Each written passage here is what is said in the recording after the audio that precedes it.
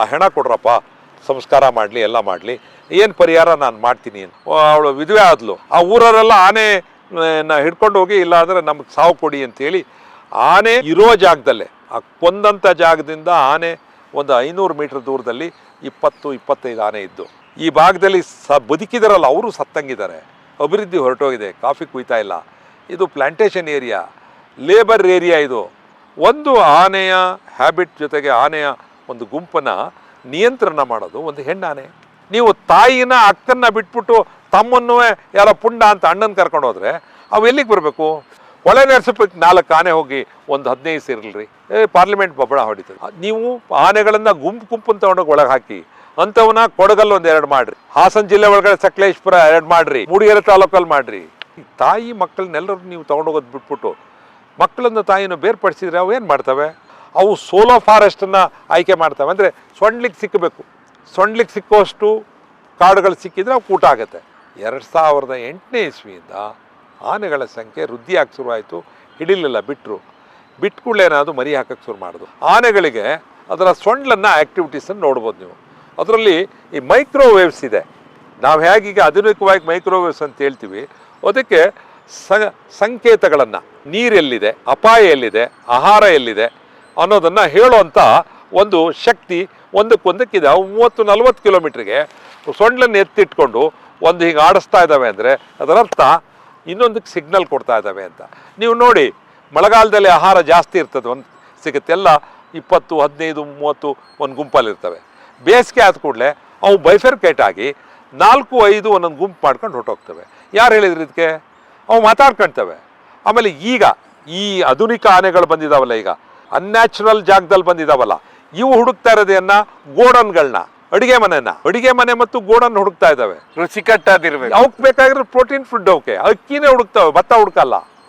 ಇದರ ಅರ್ಥ ಏನು ಅಂದರೆ ಆನೆಗಳು ತಮ್ಮ ಆಹಾರ ಪದ್ಧತಿಯನ್ನು ಬದಲಾವಣೆ ಮಾಡ್ಕೊಳ್ತಾ ಅವರ ಮೈಂಡ್ ಸೆಟ್ ಬದಲಾವಣೆ ಆಗಿದೆ. ಕಾರಣ ನಾವು ಹುಟ್ಟಿದ್ದು ಎಲ್ಲಿ ಅನ್ಯಾಚುರಲ್ ಜನರ ಮಧ್ಯೆ, ಸಾವಿರಾರು ಜನ ವಾಸ ಇರೋ ಜಾಗದ ಮಧ್ಯದಲ್ಲಿ ಹುಟ್ಟಿ ಬೆಳೆದಿದ್ರಿಂದ ಅವಕ್ಕೇನು ಅನ್ಸಿದೆ, ಇದು ನಮ್ಮ ನಾಡು ಇದು. ಸೊ ತಪ್ಪೆಲ್ಲಿ ಮಾಡಿದೆ ಸರ್ಕಾರ ಮತ್ತು ಜನಪ್ರತಿನಿಧಿಗಳು, ಅಧಿಕಾರಿಗಳು ಎಲ್ಲಿ ತಪ್ಪು ಮಾಡಿದರು ಅಂದರೆ ಅವನ್ನ ಆ ಚಿಕ್ಕ ಗುಂಪಾಗಿದ್ದಾಗಲೇ ಆಚೆಗೆ ಹಾಕಬೇಕಾಗಿತ್ತು. ಆಚೆ ಅಂದರೆ ಎಲ್ಲಿಗೆ?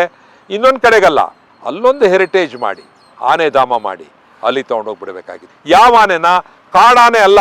ಇವರೆಲ್ಲ ಮೊಂಡು ವಾದ ಮಾಡ್ತಾರೆ, ನಾವು ಕಾಡಾನೆ ಹೇಳ್ತಿಲ್ರಿ, ಇವು ಅನ್ಯಾಚುರಲ್ ಆಗಿ ಬಂದು ಸೇರ್ಕೊಂಡವಲ್ಲ ಊರೊಳಗೆ. ಈಗ 250 ಹಳ್ಳಿಯ ಜನ ಊರು ಬಿಟ್ಟು ಬೆಂಗಳೂರು ಸೇರ್ಬೇಕು, ಕಾಡಿಗೆ ಹೋಗಕ್ಕಾಗಲ್ಲ, ಅಲ್ಲಿ ಮತ್ತಾಪತ್ರಲ್ಲ, ಅವನ್ನೆಲ್ಲ ಬೆಂಗಳೂರು ತಂದುಬಿಡ್ಬೇಕು. ಅಂದರೆ ಬೆಂಗಳೂರಿನಲ್ಲಿ ಒಂದು ಬೀದಿ ನಾಯಿ ಏನಾದರೂ 4 ಜನ ಕಚ್ಚಿದ್ರೆ ಏನು ಮೀಡಿಯಾ ಗಲಾಟೆ ಮಾಡ್ತವೆ, ಏನು ಅಧಿಕಾರಿಗಳು ಬಂಬಡ ಹೊಡಿತಾರೆ. ಒಂದು ಹಾವು ಬಂದರೆ, ಒಂದು ಚಿರತೆ ಬಂದುಬಿಟ್ರೆ ಇಡೀ ಸುದ್ದಿ ಟಿ ವಿನಲ್ಲೆಲ್ಲ ಅದೇನೆ. ಮನೆ ಬಾಗಿಲಲ್ಲೇ ಮಲಗ್ತಾವಲ್ರಿ, ನಮ್ಮ ಹಟ್ಟಿಲಿ ಮಲಗ್ತಾವೆ, ಕೊಟ್ಟಿಗೆಯಲ್ಲಿ ಮಲಗ್ತಾವೆ ಆನೆಗಳು. ಯಾರು ಕೇಳಿರಲಿಲ್ಲ. ಕಾರಣ ಅಂದರೆ ಇದು ಅನ್ಆರ್ಗನೈಸ್ ಸೆಕ್ಟರ್. ಇದು ನಿಮ್ಗೊಂದು ನಾನು ನೇರವಾಗಿ ಹೇಳ್ತೀನಿ, ಹಾಸನ ಜಿಲ್ಲೆದು ಒಳೆ ನರಸೀಪುರಕ್ಕೆ 4 ಆನೆ ಹೋಗಿ ಒಂದು 15 ಸೇರಿಲ್ರಿ, ಪಾರ್ಲಿಮೆಂಟ್ ಬಬ್ಬಳ ಹೊಡಿತದೆ. ಇಲ್ಲಿ ಯಾರು ಬಬ್ಬಳ ಹೊಡಿಯಾರಿದ್ದಾರೆ? ನಮ್ಮ ರಾಜಕಾರಣಿಗಳು. ನೋಡಿ ಒಂದು ಹೊಳೆ ನರಸೀಪುರಕ್ಕೆ ಹೋದ್ರೆ ಸೌಂಡ್ ಆಗುತ್ತೆ ಅಂತೀರಾ? ಸೌಂಡ್ ಅಂದ್ರೆ ಇಷ್ಟೇ, ಅಲ್ಲಿ ಪೊಲಿಟಿಕಲ್ ಶಕ್ತಿ, ರಾಜಶಕ್ತಿ ಅಲ್ಲಿದೆ. ಅವ್ರೀಗ ಅಲ್ಲಿ ಆಗಂಥ ಅನಾಹುತಗಳಿಗೆ ಪರಿಹಾರ ಸಿಗೋದು ಕಾರಣ ಅಂದರೆ ಅವ್ರು ಎಲ್ಲಿ ಮಾತಾಡ್ತಾರೆ, ಮತ್ತು ಅದಕ್ಕೆ ಇಂಟ್ರೆಸ್ಟ್ ಆಗ್ತಾರೆ. ಸಕಲೇಶ್ಪುರ ಇಂಟ್ರೆಸ್ಟ್ ಆಗ್ತಾ ಇಲ್ಲ. ಯಾಕಂದರೆ ನೋಡಿ ಎಷ್ಟು ಸಮಸ್ಯೆ ಆಗಿದೆ ಅಂದರೆ ಈ ಭಾಗದ ಜನರ BP, ಶುಗರು ಜಾಸ್ತಿ ಆಗಿದೆ. ಎಲ್ಲೂ ಯಾರೂ ಆರಾಮಾಗಿ ಮೈದಾನಕ್ಕೆ ಹೋಗಿ ಅವರ ನಿತ್ಯ ಕರ್ಮಗಳಿದಾವಲ್ಲ ಅವು ಮಾಡೋಕ್ಕಾಗಲ್ಲ, ಕೆಲಸ ಮಾಡೋಕ್ಕಾಗಲ್ಲ, ಕಾಫಿ ಕುಯ್ಯೋಕ್ಕಾಗಲ್ಲ. ಫೋನಲ್ಲಿ ಮೈಕಲ್ಲಿ ಹೇಳ್ತಾರೆ, ಈಗೊಂದು ಬಂದಿದೆ ಸಿಸ್ಟಮ್, ಆನೆ ಎಲ್ಲಿದೆ ಅನ್ನೋದನ್ನ ತಿಳಿಸ್ತಾರೆ. ಸರಿ, ಆನೆ ಎಲ್ಲಿದೆ ಅಂತ ತಿಳಿಸೋದಕ್ಕೆ ನೀವು ಬೇಕಾ? ನಮ್ಗೆ ಗೊತ್ತು, ನಾವು ಎಕ್ಸ್ಪರ್ಟ್ಸು. ಆದರೆ ಸಮಸ್ಯೆ ಇರೋದು ಗಂಡಾನೆ ಮತ್ತು ರೋಗಾನೆ, ಮತ್ತು ಇನ್ನೊಂದು ಹೇಳ್ತಾರೆ ಕೊಂಬಿಲ್ದೇ ಇರ್ತ ಆನೆ ಇದೆಯಲ್ಲ, ಮಕನ ಅಂತ ಒಂದು ಆನೆ ತೊಗೊಂಡು ಹಿಡ್ಕೊಬರ್ತಾರೆ, ಅದು 15 ದಿವಸಕ್ಕೆ ವಾಪಸ್ ಬರುತ್ತೆ. ಈ ಥರ ಆನೆಗಳು ಹಿಡಿಯೋದಲ್ಲ. ನಿಮಗೆ ಗೊತ್ತಿದೆ, ಒಂದು ಆನೆಯ ಹ್ಯಾಬಿಟ್ ಜೊತೆಗೆ ಆನೆಯ ಒಂದು ಗುಂಪನ್ನು ನಿಯಂತ್ರಣ ಮಾಡೋದು ಒಂದು ಹೆಣ್ಣಾನೆ. ನೀವು ತಾಯಿನ ಅಕ್ಕನ್ನ ಬಿಟ್ಬಿಟ್ಟು ತಮ್ಮನ್ನು ಯಾರೋ ಪುಂಡ ಅಂತ ಅಣ್ಣನ ಕರ್ಕೊಂಡು ಹೋದ್ರೆ ಅವು ಎಲ್ಲಿಗೆ ಬರಬೇಕು? ನೀವು ಶಿಫ್ಟ್ ಮಾಡೋದನ್ನ, ಅದಕ್ಕೆ ಹೇಳೋದು ನಾವು ಶಿಫ್ಟ್ ಮಾಡೋದನ್ನ ಒಂದು ಗುಂಪನ್ನೇ ಶಿಫ್ಟ್ ಮಾಡ್ಬೇಕು ನೀವು. ಇಲ್ಲ, ಇಲ್ಲಿ ನೀವು ಅದೇ ನಿಮ್ಮ ಭಾಗಕ್ಕೆ ಬಂದುಬಿಟ್ರೆ ಬೀಟಮ್ಮ 1, ಬೀಟಮ್ಮ 2, ಓಲ್ಡ್ ಬೆಲ್ಟು ಇವೆಲ್ಲ ಹಳೆಯ ಆನೆ, ಭುವನೇಶ್ವರಿ, ಇವರೆಲ್ಲರೂ ಕೂಡ ಲೀಡರ್ಸ್. ಅದೇ ತಾಯಿ ಮಕ್ಕಳನ್ನೆಲ್ಲರೂ ನೀವು ತೊಗೊಂಡೋಗೋದು ಬಿಟ್ಬಿಟ್ಟು ಮಕ್ಕಳನ್ನ ತಾಯಿನ ಬೇರ್ಪಡಿಸಿದ್ರೆ ಅವು ಏನು ಮಾಡ್ತವೆ? ಅದಕ್ಕೋಸ್ಕರ ಸರ್ಕಾರ ನಡೆಸೋರಿಗೆ, ಅಧಿಕಾರಿಗಳಿಗೆ ಮತ್ತು ನಮ್ಮ ರಾಜಕಾರಣಿಗಳಿಗೆ ಅನುಭವ ಇಲ್ಲ. ಮಾಡಬೇಕಾಗಿರೋದು ಹೇಳ್ತೀನಿ ಕೇಳಿ ಸರ್. ನಾನು ಇಷ್ಟೆಲ್ಲ ಹೇಳಿದ್ಮೇಲೆ ಹೇಳಿ, ಕಾಡಲ್ಲೆಲ್ಲ ಇರೋ ಆನೆಗಳನ್ನ ನೀವು ಡಿಸ್ಟರ್ಬ್ ಮಾಡಂಗಿಲ್ಲ. ಕಾಡಂಚಲಿರೋಂಥ ನಾವುಗಳು, ಕಾಡಂಚಲಿರ್ತಕ್ಕಂಥ ಜನ, ನಾವು ಫ್ರೆಂಡ್ಲಿ ಫಾರೆಸ್ಟ್ ಆಗಿದ್ದೀವಿ, ಫ್ರೆಂಡ್ಲಿ ಕಾಡಾನೆ ಆಗಿದ್ದೀವಿ, ಫ್ರೆಂಡ್ಲಿ ಕಾಟಿ ಆಗಿದ್ದೀವಿ. ಬರ್ತವೆ ಹೋಗ್ತವೆ, ನಮಗೂ ಅವಕ್ಕೂ ಸಂಬಂಧ ಇದೆ. ತಪ್ಪಿಸ್ಕೊಂಡು ನಾವು ಬದುಕ್ತಾ ಇದ್ದೀವಿ. ಪಶ್ಚಿಮ ಘಟ್ಟದೊಳಗಡೆ 14 ಗ್ರಾಮ ಪಂಚಾಯತಿ ಒಳಗಡೆ, ಸಕಲೇಶ್ಪುರ ಹಾಸನ ಜಿಲ್ಲೆ ಒಳಗಡೆ ಸತ್ತಿರೋರು 74 ಜನ. ಅದರ ಅರ್ಥ ಜನನಿಬಿಡಿತ ಅಲ್ಲಿ ಕಾಡಿಲ್ಲ, ನೋ ಕಾರ್ಡ್, ನೋ ಫಾರೆಸ್ಟ್. ನದಿಗಳಿದೆ, ನೀರಿದೆ. ಅದು the best plantation area, the best agriculture area. ಕೃಷಿ ಮಾಡಿದ್ದಾರೆ, ಅವ್ರ ಮನೆ ಮುಂದ್ಗಡೆ ತಿರುಗಾಡ್ತಾರೆ. ಸೊ ಈಗ ನಿಮಗೆ ಪರಿಹಾರ ಒಂದೇನೆ, ಒಂದು ಜಿಲ್ಲೆಗೆ ಕನಿಷ್ಠ ಒಂದು ಧಾಮ ಮಾಡ್ರಿ, ಆನೆ ಧಾಮ ಮಾಡ್ರಿ, ಪ್ರವಾಸೋದ್ಯಮಕ್ಕೆ ಲಿಂಕ್ ಮಾಡ್ರಿ. ಫುಡ್ ನೀವು ಬೇಕಾರೆ ಆ ಭಾಗದ ರೈತರಿಗೆ ಲಿವಿ ಪದ್ಧತಿನಲ್ಲಿ ಫುಡ್ ಕೊಡ್ತೀವಿ ನಾವು. ನಮಗೆ ಪರಿಹಾರ ಬ್ಯಾಡ್ರಿ, ನಾವು ಬೆಳೆ ಬೆಳೆದು ಕೊಡ್ತೀವಿ, ಅವಕ್ಕೆ ಅನ್ನ ಹಾಕಿ ಅವಕ್ಕೊಂದು ರಕ್ಷಣೆ ಕೊಟ್ಟು ಅವು ಬದುಕ್ತವೆ, ನಾವು ಬದುಕ್ತೀವಿ. ನೀವು ಆನೆಗಳನ್ನ ಗುಂಪು ತಗೊಂಡೋಗಿ ಒಳಗೆ ಹಾಕಿ ಅಂತವನ್ನ ಕೊಡಗಲ್ 1-2 ಮಾಡ್ರಿ. ಈ ಬೆಂಗಳೂರಿನ ಒಳಭಾಗದಲ್ಲಿ ಬರ್ತಕ್ಕಂಥ ಬನ್ನೇರುಘಟ್ಟ, ರಾಮನಗರ ಈ ಮಾಡ್ರಿ 1-2 ಮಾಡ್ರಿ. ಹಾಸನ ಜಿಲ್ಲೆ ಒಳಗಡೆ ಸಕಲೇಶ್ಪುರ 2 ಮಾಡ್ರಿ. ಮೂಡಿಗೆರೆ ತಾಲೂಕಲ್ಲಿ ಮಾಡ್ರಿ. ಬೇಲೂರಿಗೆ ಬರೋ ಜಾಗ ಯಾವ್ದ್ರಿ? ಅದು ಬರ್ತಾರ ಜಾಗ ಅದು ಬೇಲೂರು ತಾಲೂಕಿನಲ್ಲೂ ಕೂಡ ಹೇಮಾವತಿ ನದಿ ಪಕ್ಕದಲ್ಲಿದೆ. ಅವು ಇಲ್ಲಿಂದಲೇ ಹೋಗವು. ಇಲ್ಲೆಲ್ಲಾರು ಒಂದ್ ಕಡೆ ಅವನ್ನ ಬಂದ್ ಮಾಡಿದ್ರೆ ಸಾಕಾಗುತ್ತೆ. ನಾನು ಹೇಳೋದು, ನೀವು ಆಲೂರಿಗೆ 1, ಹಾಸನ ಜಿಲ್ಲೆಗೆ 2 ಧಾಮ ಮಾಡ್ರಿ. ಹಾಸನ ಜಿಲ್ಲೆಗೆ 2 ಸಾಕು, ಕೊಡಗಿಗೆ 2-3 ಸಾಕು. ನೀವು ಯಾವುದೇ ಕಾರಣಕ್ಕೆ ನಾನು ಹೇಳ್ತಾ ಇರೋದು, ವೆಸ್ಟರ್ನ್ ಘಾಟ್ ಒಳಗಡೆ ಇದೆಯಲ್ಲ, ಅಲ್ಲಿ ಆನೆಗಳು ಮುಟ್ಟಕ್ ಹೋಗ್ಬಿಡ್ರಿ. ಅವು ಬರ್ಲಿ, ನಮ್ಮ ಹಳ್ಳಿಗೆ ಬರ್ಲಿ, ತಿನ್ಲಿ, ಹೋಗ್ಲಿ, ನಾವು ಅಡ್ಜಸ್ಟ್ ಆಗಿದ್ದೀವಿ. ಈಗ ಹೇಳ್ತಾ ಇರುವಂತ ಏನು ಬ್ಯಾಕ್ ವಾಟರ್ ಇದೆಯಲ್ಲ ಸರ್ ನಮ್ಮಿದು, ಹೌದು. ಈಗ ನೀವು ಸುರು ಈ ಭಾಗ ಹೇಳಿದ್ರಲ್ಲ, ಹೌದು. ಅಲ್ಲಿ ಒಂದು ಆನೆ ಕ್ಯಾಂಪ್ ಮಾಡಿದ್ರಲ್ಲ, ಅದನ್ನ ಅಷ್ಟಕ್ಕೆ ಬಿಟ್ಬಿಟ್ರಲ್ಲ ಇವರು. ಕ್ಯಾಂಪ್ ಅಲ್ರಿ, ಇವರೆಲ್ಲ ಎಂತ ಆನೆ ಕ್ಯಾಂಪ್ ಮಾಡ್ಯಾರ? ಒಂದಿದೆ ಅಲ್ಲಿ ಆನೆ ಕಟ್ಟಾಕೋದು, ಹಿಡ್ಕೊಂಡು ಕಟ್ಟಾಕೋದು ಧಾಮ ಅಲ್ಲ ಅದು. ಕ್ಯಾಂಪ್ ಅಂದ್ರೆ ಏನು? ಆನೆ ಹಿಡಿಯೋದಕ್ಕೆ, ಸಾಕಾನೆ ಇಡೋದಕ್ಕೆ, ನಿಲ್ಸೋದಕ್ಕೆ. ಆನೆ ಸಾಕಾನೆ ಇಡೋದಕ್ಕೆ ಒಂದು ಧಾಮ ಮಾಡ್ಕೊಂಡ್ರವೇನ? ನಾವು ಹೇಳೋ ಅಂತ ಆನೆ ಧಾಮ ಅಲ್ಲ. ಇವರಿಗೆ ಹೋಗ್ಲಿ, ಶ್ರೀಲಂಕಾಕ್ಕೆ ಹೋಗ್ಲಿ, ದಕ್ಷಿಣ ಆಫ್ರಿಕಾಕ್ಕೆ ಹೋಗ್ಲಿ, ನೋಡ್ಲಿ, ಅಲ್ಲಿ ಏನ್ ವ್ಯವಸ್ಥೆ ಮಾಡಿದಾರೆ ಅದು ನೋಡ್ಕೊಂಬರ್ಲಿ. ನಾವು ನೋಡಿ ಬಂದಿದ್ದೀವಿ, ಇವ್ರು ಹೋಗ್ಲಿ. ಸರ್ ನಿಮ್ಗೆ ಹೇಳಿ ಸರ್, ಈ ಕಬ್ಬನ್ ಪಾರ್ಕ್ ಒಳಗೆ ಕೂತಿದ್ದೀವಿ ಸರ್. ಈ ಕಬ್ಬನ್ ಪಾರ್ಕ್ನೇ ಒಂದು ಫೆನ್ಸಿಂಗ್ ಮಾಡಿ ಹೊರಗಡೆ ಹೋಗ್ದಂಗೆ ಮಾಡಿ, ಇದ್ರೊಳಗಿರ್ತಕ್ಕಂಥ ಪ್ರಾಣಿಗಳನ್ನ ಇಲ್ಲೇ ಲಾಕ್ ಮಾಡಿ ಇಲ್ಲೇ ಫುಡ್ ಕೊಟ್ರೆ ಬೆಂಗಳೂರಿನ ತೊಂದರೆ ಕೊಡ್ತಾವ? ಕೊಡಲ್ಲ. ನೀವು ರೈತ ಸಂಘದಲ್ಲಿ ಇದ್ರ? ಹೌದು. ಆ ಸಮಯದಲ್ಲಿ ಆನೆಗಳ ಸಮಸ್ಯೆ ಸುಮಾರು ದೊಡ್ಡ ಮಟ್ಟದಲ್ಲೇ ಸ್ಟಾರ್ಟ್ ಆಗುತ್ತೆ. ಇಲ್ಲಿ ಮಗ್ಗೆ ಹತ್ರ ಎಸ್ಟೇಟ್ ಇರ್ಬೋದು, ಅಥವಾ ಅದ್ರ ಮುಂದೆ ಹೋದ್ರೆ ಇನ್ನೊಂದು ಭಾಗ ಏನೋ ದೊಡ್ಡ ಬೆಟ್ಟ ಇದೆ, ಅದ್ರ ಕೆಳಗಿರುವಂಥ ಅಂಚಿನ ಗ್ರಾಮದಲ್ಲೂ ದೊಡ್ಡ ಮಟ್ಟದಲ್ಲಿದೆ. ಸುಮಾರು ನೀವು ಸ್ಟ್ರೈಕ್ಗಳು ಮಾಡ್ತೀರಾ, ನ್ಯಾಯ ಕೊಡಿಸ್ಬೇಕಂತ ಹೇಳಿ. ಆಗ ಕಾರ್ಯಾಚರಣೆ ಯಾವಾಗ ಶುರುವಾಗುತ್ತೆ ಸರ್ ಆನೆಗಳು? ನೋಡಿ, ಒಂದು ಹೇಳ್ಬಿಡ್ತೀನಿ ಕೇಳಿ. ಕಾರ್ಯಾಚರಣೆ ನಾನು ಶಾಸಕನಾಕ್ಕಿಂತ ಮುಂಚೆ ಅಣ್ಣಯ್ಯ ಅಂತ ಕೇಳಿ ಒಬ್ಬರು DFO, ಆ ಅಣ್ಣಯ್ಯ ಅವರ ಕಾಲ, ಅವರು ಬಂದ DFO ಆಗಿದ್ದ ಕಾಲದಲ್ಲಿ ಸರ್ಕಾರಕ್ಕೆ ನಾವೆಲ್ಲರೂ ಕೂಡ ಆಗ ಕಾಲ್ನಡಿಗೆ ಚಳವಳಿ ಮಾಡಿದ್ವು. ನಾನು ಕೆಂಚಮ್ಮನಹೊಸಕೋಟೆಯಿಂದ ಹಾಸನ ತನಕ ಕಾಲ್ನಡೆ. ಆ ಸಂದರ್ಭದಲ್ಲಿ ಹೆಮ್ಮಿಗೆ ಮೋಹನ್ ಇರ್ಬೋದು, ಆ ಭಾಗದ ಅನೇಕ ಮಂಜೇಗೌಡರು, ಆ ಭಾಗದಲ್ಲಿರ್ತಕ್ಕ ಇವರೆಲ್ಲರೂ ಕೂಡ ಫೈಟ್ ಮಾಡ್ತಾ ಇದ್ರು. ಆಗ ಸರ್ಕಾರ ತೀರ್ಮಾನ ತಗೊಂಡು ಅರಣ್ಯ ಇಲಾಖೆಯಲ್ಲಿ ಒಬ್ಬ ದಕ್ಷ ಆಡಳಿತಗಾರ ಇದ್ದ, ಅವರು ಅಣ್ಣಯ್ಯ ಅಂತೇಳಿ. ಅವರು 19-20 ಆನೆಗಳನ್ನು ಅವ್ರು ಶಿಫ್ಟ್ ಮಾಡಿದರು. ಆಗೊಂದು 6 ತಿಂಗಳು ವರ್ಷ ಭಾರಿ ನೆಮ್ಮದಿಯಾಗಿದ್ದರು. ಅದಕ್ಕೆ ನಾವು, ನಿಮ್ಗೆ ಗೊತ್ತಿರಲಿ, ಹಾಸನದಲ್ಲಿ ಒಂದು ಮೀಟಿಂಗ್ ಮಾಡಿಸಿದ್ವಿ. 3 ಜಿಲ್ಲೆಯ ಅರಣ್ಯಾಧಿಕಾರಿಗಳು ಮತ್ತು 3 ಜಿಲ್ಲೆಯ ಉಸ್ತುವಾರಿ ಮಂತ್ರಿಗಳು ಇವರ ಅಧ್ಯಕ್ಷತೆಯಲ್ಲಿ, ಯಾರು ನಮ್ಮ ಅರಣ್ಯ ಮಂತ್ರಿ ಚೆನ್ನಿಗಪ್ಪ ಅವರ ಅಧ್ಯಕ್ಷತೆಯಲ್ಲಿ ಮಾಡಿದ್ವಿ. ಪ್ರಿನ್ಸಿಪಲ್ ಸೆಕ್ರೆಟರಿ ಎಲ್ಲರೂ ಬಂದಿದ್ದರು. ಆಗ ತೀರ್ಮಾನ ತಗೊಂಡಿದ್ದು ಇದು ಆನೆ ಧಾಮ ಮಾಡಬೇಕು, ಇದಕ್ಕೆ ಸರ್ಕಾರಕ್ಕೆ ವರದಿ ಕೊಟ್ಟು ಮಾಡಬೇಕು ಅಂತ ಹೇಳಿ ಆನೆಗಳನ್ನ ಅದರೊಳಗೆ ಹಾಕಬೇಕು ಅನ್ನೋ ತೀರ್ಮಾನ ಮಾಡಿದ್ದು. ನೋಡಿ, ಚಳುವಳಿಯನ್ನು ದಮನ ಮಾಡೋಂಥ ಕೆಲಸ ಮಾಡಿದ್ದಾರೆ. ಈಗ ಹೇಗೆ ಮಾಡಿದರು? ಹೆಬ್ನಳ್ಳಿಲಿ ಒಬ್ಬನ ತುಳಿದಾಕ್ಬಿಡ್ತು. 23 ವರ್ಷದ ಹುಡುಗಿ, ಅವಳು ವಿಧವೆ ಆದ್ಲು. ಆ ಊರವರೆಲ್ಲ ಆನೆನ ಹಿಡ್ಕೊಂಡು ಹೋಗಿ, ಇಲ್ಲಾಂದರೆ ನಮಗೆ ಸಾವು ಕೊಡಿ ಅಂತೇಳಿ ಆನೆ ಇರೋ ಜಾಗದಲ್ಲೇ, ಆ ಕೊಂದಂಥ ಜಾಗದಿಂದ ಆನೆ ಒಂದು 500 ಮೀಟರ್ ದೂರದಲ್ಲಿ 20-25 ಆನೆ ಇದ್ದು ಆ ಜಾಗದಲ್ಲಿ ಅವರು ಸತ್ಯಾಗ್ರಹ ಮಾಡಿದ್ರು. ನಾನು 5 ಗಂಟೆಗೆ ಹೋದ್ರೆ ಎಲ್ಲ ಮಾಡ್ತಾ ಇದ್ರು. ರಾತ್ರಿ 12 ಗಂಟೆಗೆ ಮುಖ್ಯಮಂತ್ರಿಗಳು ಫೋನ್ ಮಾಡಿದ್ರು, ಬೊಮ್ಮಾಯಿ ಅವರು, ಆ ಹೆಣ ಕೊಡ್ರಪ್ಪ, ಸಂಸ್ಕಾರ ಮಾಡಲಿ, ಎಲ್ಲ ಮಾಡಲಿ, ಏನು ಪರಿಹಾರ ನಾನು ಮಾಡ್ತೀನಿ ಅಂತ ಅಂದರು. ಡಿಸ್ಟ್ರಿಕ್ಟ್ ಮಿನಿಸ್ಟ್ರು ಅಲ್ಲಿಗೆ ಬಂದರು. ನಂತರ ಒಂದು ಒಪ್ಪಂದ ಆಯಿತು. ನಾನು ತಕ್ಷಣ ಒಂದು ಹೈ ಪವರ್ ಕಮಿಟಿ ಕಳಿಸ್ತೀನಿ, ನೀವು ಏನೇನು ಡಿಮಾಂಡ್ ಇಟ್ಟರೆ ಅದನ್ನ ಮಾಡ್ತೀವಿ ಅಂತ ಅಂದರು. ಆಯಿತು. 12 ಗಂಟೆ ರಾತ್ರಿಯಲ್ಲಿ ಶವನ ಕೊಟ್ಟು, ನಮ್ಮ ರಾಜನ ಧ್ವನಿ ಕಿವಿಗೆ ಕೇಳಬೇಕಾಯ್ತು, ನಮ್ಮದು ಕೇಳಿಸ್ಬಿಟ್ವಿ ಅಂತೇಳಿ ನೆಮ್ಮದಿಯಾಗಿದ್ವಿ. ಹೈ ಪವರ್ ಕಮಿಟಿ ಬಂತು. ಡಿಸ್ಕಸ್ ಮಾಡ್ಬೇಕಾದ್ರೆ ಜನರು ಭಾರಿ ಆಕ್ರೋಶದಿಂದ ಮಾತಾಡ್ತಾಯಿದ್ರು.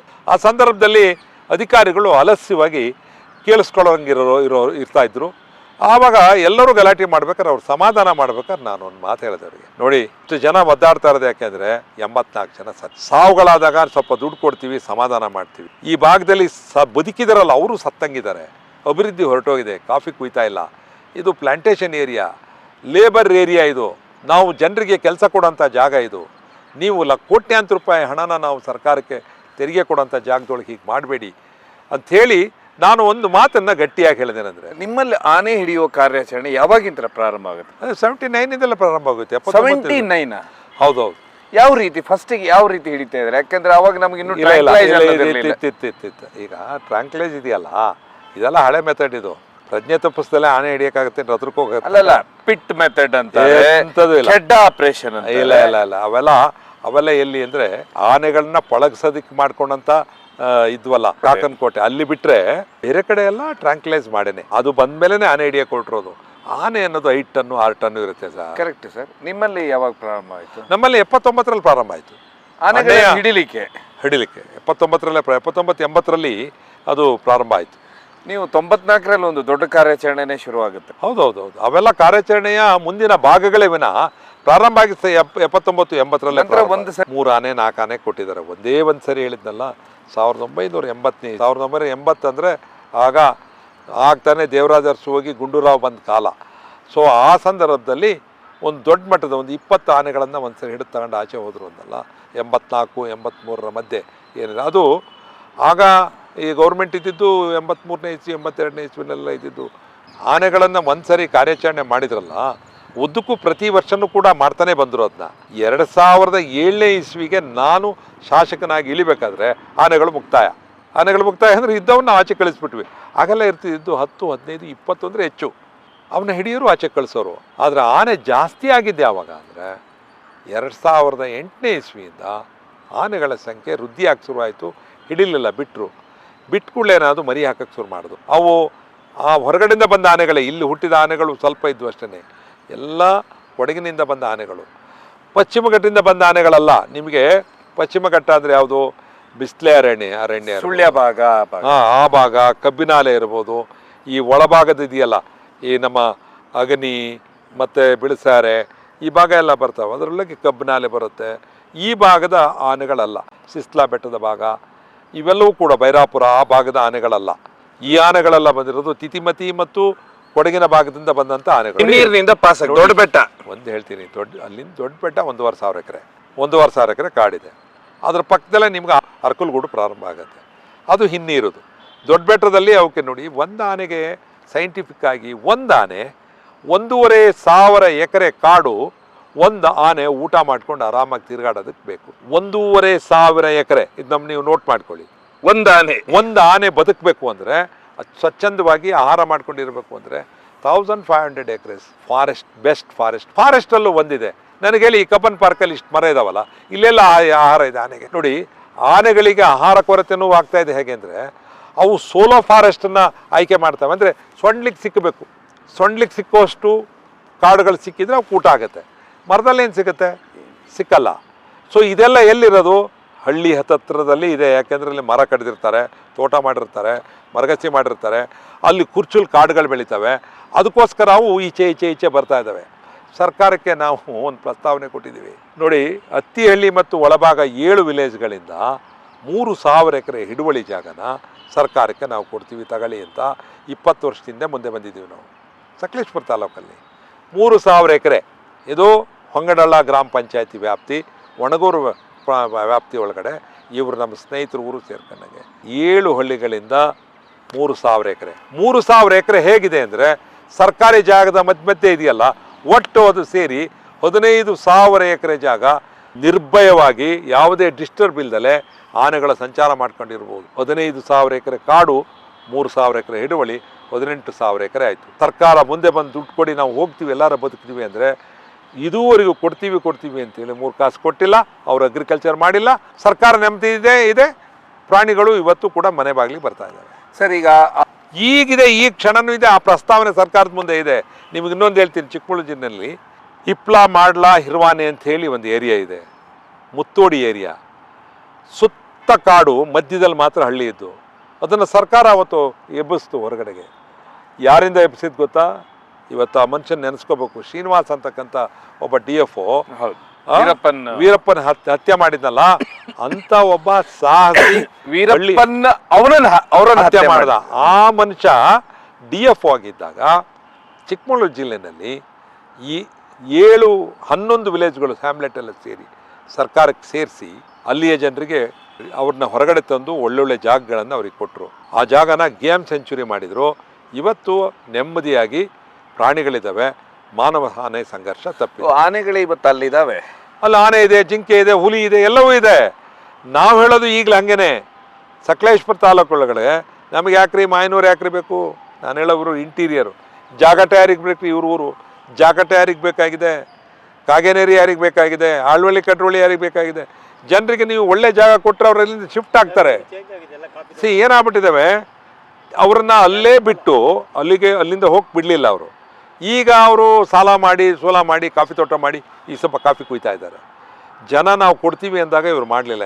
ಈಗಲೂ ಹೇಳ್ತೇನೆ, ಹೊಂಗಡಳ ಪಂಚಾಯತಿನಲ್ಲಿ ಕಾಫಿ ಮತ್ತು ಏಲಕ್ಕಿನಲ್ಲಿ ಬದುಕ್ತಾ ಇಲ್ರಿ, ಹಲಸಂದೆ ಬೆಳೆಸ್ಕೊಂಡು ಬದುಕ್ತಾ ಇದ್ದಾರೆ. ಹಲಸಂದೆ ಕಾರಣ ಅಂದರೆ ಸರ್ಕಾರ ಮಾಡಿದ ತಪ್ಪಿನಿಂದ. ಒಂದು ಗುಡ್ಡೆ ಪ್ರಾಜೆಕ್ಟ್ ಮಾಡ್ತೀವಿ ಅಂತ ಜಮೀನು ಬಿಡಿಸಿದ್ರು, ಇನ್ನೊಂದು ಇದು ಅರಣ್ಯನ ನಾವು ಕೊಂಡ್ಕೊಳ್ತೀವಿ ನಿಮ್ಮ ಜಾಗನ ಅಂತೇಳಿ ಆನೆ ಕಾರಿಡಾರ್ ಅಂತ ಬಿಡಿಸಿದ್ರು.